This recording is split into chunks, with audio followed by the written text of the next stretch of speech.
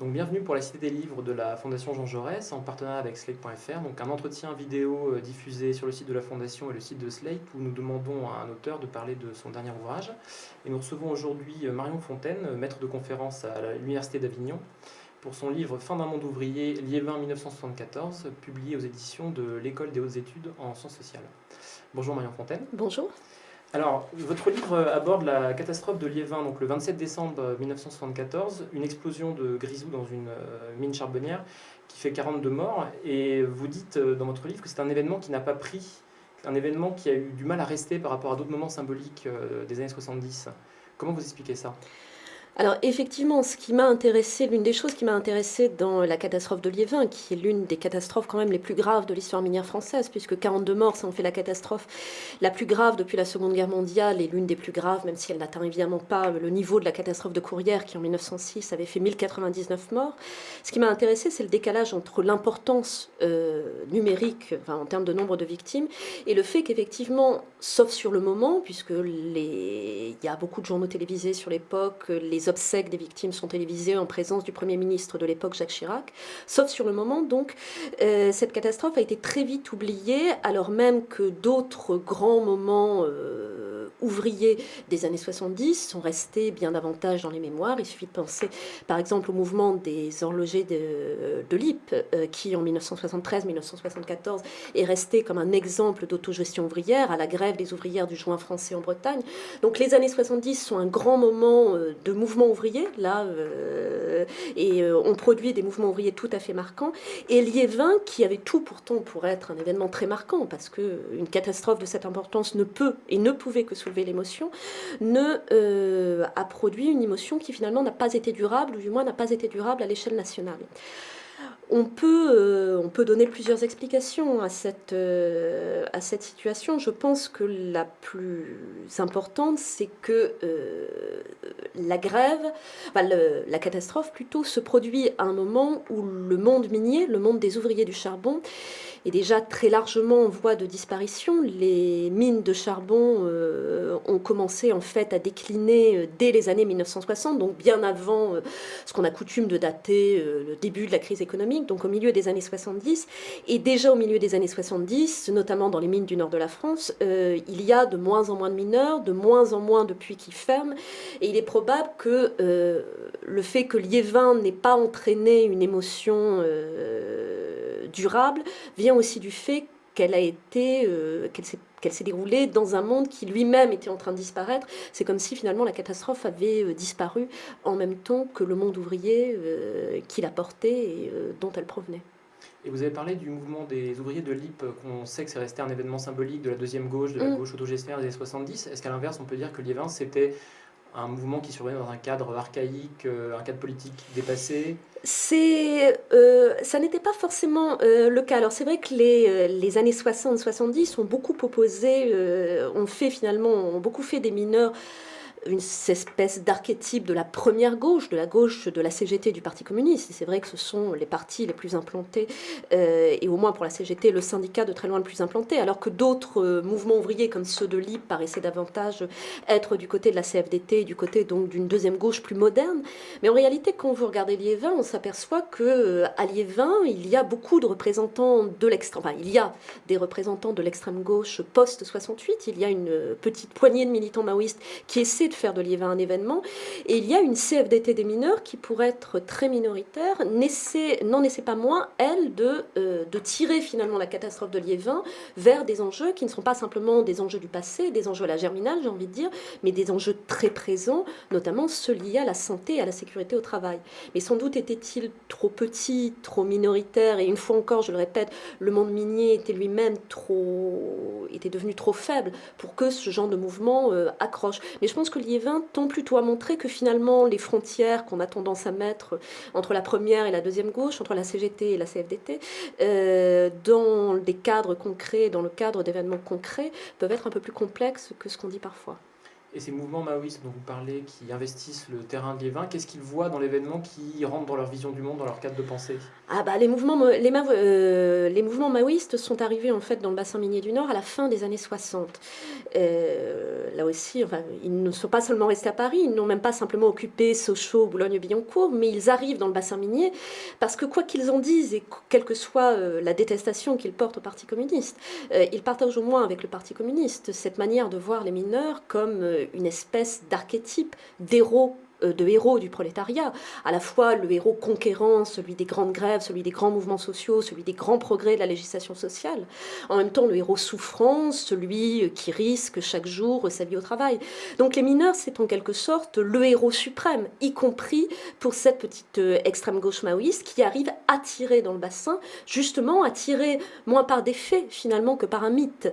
Et alors ce qu'ils tentent de faire dans le bassin minier de la fin des années 60 au milieu des années 70, c'est justement de réveiller le mythe. Alors avec l'inconvénient, c'est que dans le mineur, il voit le mythe et il ne voit pas le monde minier tel qu'il est et ce qu'il est devenu au milieu des années 70. Quelle différence justement vous faites entre cette vision mythique qu'ils ont du mineur et le mineur, le statut du mineur tel qu'il est en 74, y compris dans la façon dont il évolue déjà? Alors, la vision mythique du mineur, elle est ce que je disais tout à l'heure, c'est-à-dire une vision qui fait du mineur à la fois le symbole suprême de la dimension héroïque et de la dimension en même temps martyrisée de la condition prolétarienne et de la condition ouvrière. C'est-à-dire le mineur, c'est celui oui, qui représente ce que la condition ouvrière peut avoir de plus noble, mais en même temps ce qu'elle peut avoir de plus souffrant. Ce qu'il ne voit pas, c'est que le monde minier du milieu des années 70, alors celui qu'on voit dans le Nord, mais celui qui existe encore en Lorraine, en Provence, il faut quand même rappeler que les dernières mines en France ont fermé en 2004, donc des mines, il y en a beaucoup, mais c'est un monde qui désormais est un monde finalement au fond, où l'exploitation au fond a été considérablement mécanisée, dans le fond des mines, enfin du moins ce qu'on en sait, sont devenues de véritables usines, où finalement les machines font le travail beaucoup plus que l'homme, donc la dimension de corps à corps avec la matière a quasiment disparu. Par ailleurs, c'est un monde ouvrier qui s'est considérablement scindé. On n'a plus une espèce d'unité, je ne sais pas si d'ailleurs il n'y en a jamais eu de la condition minière. On a d'un côté une petite minorité d'ouvriers qualifiés, techniciens, autochtones ou descendants des anciennes vagues migratoires, et de l'autre côté une masse de manœuvres, en général qui travaillent sous la forme de contrats très précaires, en général des Marocains, et ils ne voient pas l'extrême division qui est désormais celle de cette condition minière, et qui explique aussi sans doute la difficulté et l'impossibilité d'une mobilisation autour de Liévin. Et dans votre livre, vous retracez aussi le premier coup d'éclat, on va dire, des maoïstes sur place, qui est la violente campagne de presse menée en 1972 au moment de l'affaire de Bruay-en-Artois, donc le meurtre d'une jeune fille pour lequel un notable local avait été accusé. Et quel est le rapport, comment entre en résonance ce fait divers et une catastrophe sociale comme celle de Liévin 2 ans plus tard? Il voit finalement dans les deux choses, alors, sauf que paradoxalement, alors même qu'il n'y a qu'une victime dans un cas, il y en a 42 dans l'autre, ils y réussissent beaucoup mieux avec Bruay. Ils y voient au moins au fond la même chose, c'est-à-dire ils veulent faire des deux événements, le fait divers et la catastrophe, deux démonstrations exemplaires de la lutte des classes, avec d'un côté les gentils, les ouvriers, et de l'autre côté les méchants, les houillères ou les notables. Simplement, finalement, ils y réussissent mieux avec le fait divers, parce qu'au fond, le fait divers raconte une histoire infiniment plus simple. Le meurtre mystérieux d'une jeune fille, très largement saisi par la presse et par la télévision, et ce notaire qui est d'abord accusé, qui est même mis en prison avant d'être innocenté, et dans laquelle il voit finalement, oui, le pire des travers de la bourgeoisie. Enfin, il y a des accusations absolument insensées. Ils essaient de refaire la même chose à Liévin. Finalement, Liévin peut aussi se voir comme l'envie de rééditer ce qui s'est fait au moment de Bruay-en-Artois, sauf que Liévin est une affaire infiniment plus complexe, c'est le propre de toutes les catastrophes industrielles, mais décrypter des responsabilités claires dans le cadre d'une catastrophe, d'ailleurs on n'y est jamais parvenu, est beaucoup moins évident. Une catastrophe industrielle comme celle de Liévin met en jeu des questions extrêmement techniques, et finalement ils essaient de faire la même chose, mais parce que leurs forces sont déjà plus épuisées, et parce que la catastrophe offre un récit beaucoup moins simple, ils y parviennent beaucoup moins. Et vous parlez de la mise en cause des responsabilités. Dans l'affaire de Bruay-en-Artois, on a des appels à la justice populaire. Dans l'affaire de Liévin, on a carrément un procès fictif, donc un procès populaire qui est organisé. Qu'est-ce que ça nous reflète du rapport à l'époque à la justice et aux institutions de cette partie de la gauche, en tout cas? Alors c'est assez intéressant, c'est-à-dire, et il y a en même temps un changement de Bruet à Liévin. Dans les deux cas, il y a une volonté très claire, mais qui est un militantisme très marqué de l'époque, de contester effectivement les formes de justice étatique telles qu'elles sont exercées dans les années 70. Alors il peut y avoir deux manières de la contester, soit d'inventer des formes de justice alternatives, c'est ce que les maoïstes tentent de faire, notamment lorsqu'ils arrivent dans le bassin minier au début des années 70, inventer des tribunaux populaires, des formes de justice populaire, mais avec tous les problèmes que ça pose, puisqu'on s'aperçoit par exemple au moment de Bruy-en-Artois que ça vire dans un numéro devenu fameux de La Cause du Peuple, le journal de la gauche prolétarienne, ça vire quasiment à des appels au meurtre ou à des appels au lynchage de la part des notaires. Donc ce genre de tentative qui est dont des gens pourtant proches de la gauche prolétarienne comme Michel Foucault, comme Jean-Paul Sartre se désolidarisent, échoue. À partir du milieu des années 70, et Liévin est vraiment entre les deux, on va voir davantage des tentatives pour réformer la justice de l'intérieur, pour faire en sorte que finalement la justice prenne en charge des choses ou des formes d'inégalité qu'elle ne prenait pas en charge auparavant, mais que ce soit finalement la magistrature ou les juges eux-mêmes qui la prennent en charge. Bon, le cas symptomatique dans le cadre de Liévin, c'est celui du juge Henri Pascal, qui est le juge d'instruction désigné après cette catastrophe, qui sera aussi le juge d'instruction, qui était aussi le juge d'instruction de l'affaire de Bruy-en-Artois, et qui est en quelque sorte chargé ou qui s'auto-charge ou qui s'auto-proclame défenseur des mineurs dans le cadre des deux affaires. Donc je pense qu'à partir du milieu des années 70, la volonté de réforme, elle va beaucoup plus s'exercer à l'intérieur de la magistrature, alors qu'au début des années 70, on est beaucoup plus dans une contestation beaucoup plus radicale finalement des formes de la justice. Et on a vu que la catastrophe survient dans un contexte qu'on pourrait qualifier de archaïque, ou en tout cas un monde en voie de disparition, mais vous dites aussi que la catastrophe arrive d'une certaine façon trop tôt, c'est-à-dire qu'elle contient en germe des choses qui vont se confirmer dans les années à venir, en termes par exemple d'analyse des risques ou de mobilisation de certaines parties de la société. Tout à fait, c'est-à-dire que c'est en ce sens aussi, je pense que l'événement est intéressant. D'un côté, Liévin renvoie à un imaginaire de la catastrophe minière qui, effectivement, déjà au milieu des années 70, est considéré comme archaïque ou comme intolérable. Comme archaïque ou comme intolérable, je le note en France, puisque il suffit de penser à ce qui s'est passé il y a un an à Isna en Turquie, où un phénomène un peu similaire à celui de Liévin a fait 300 morts. On oublie assez facilement aujourd'hui que si l'Europe a jugé les mines de charbon archaïques, il n'en va pas de même pour le reste du monde. Mais en tous les cas, il est clair que Liévin renvoie à un imaginaire, à la Germinal, pour le dire très vite, qui dès le milieu des années 70 est considéré comme archaïque. En même temps, il pointe dans Liévin des formes qui, effectivement, sont très modernes. Le rôle donné, ou le rôle que se donne le juge Henri Pascal, celui de juge partant en guerre contre les notables, c'est toute la figure du petit juge qu'on va voir croître et embellir davantage contre les élites politiques dans les années 80, avec des figures comme Renaud van Riebeeck et autres. La deuxième chose, c'est l'insistance mise sur la santé et sur les risques au travail, et sur la volonté que ces questions soient traitées, non pas simplement, soient traitées sur le plan judiciaire. Et d'une certaine manière, dans l'obligation, par exemple, qui se pointe dans Liévin, ou ce qu'on attend de l'entreprise minière, c'est-à-dire qu'elle ait un devoir d'assurer la sécurité de ses employés, qu'elle soit condamnée si elle n'y parvient pas, on trouve la trace du principe de précaution ou des grandes affaires judiciaires sur la santé au travail, par exemple, et notamment le procès de l'amiante à la fin des années 90, au début des années 2000.